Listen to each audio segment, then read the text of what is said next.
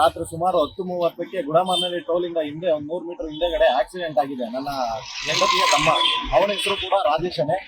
So accident ಮಾಡಿರುವಂತ ವ್ಯಕ್ತಿ ಪ್ರಭಾವಿ ವ್ಯಕ್ತಿಯಾಗಿದ್ದಾರೆ. ಅವರು ರಾಜಕಾರಣಿಗಳು.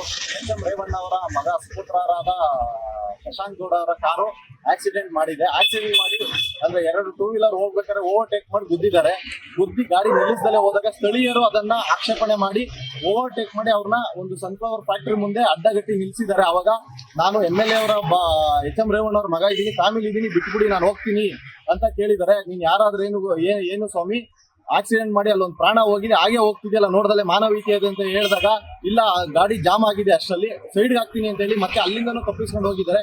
ಇದಕ್ಕೆ ಸಾಕ್ಷಿಯಾಗಿ ಸ್ಥಳೀಯರ ಸಾಕ್ಷಿ ಇದ್ದಾರೆ. ಮತ್ತೆ ಅವರೇ ಅಡ್ಡಗಟ್ಟಿ ಗಾಡಿಯನ್ನು ಪೊಲೀಸ್ ಸ್ಟೇಷನ್ ಬಳಿ ಹಾಕಿಸಿರುತ್ತಾರೆ.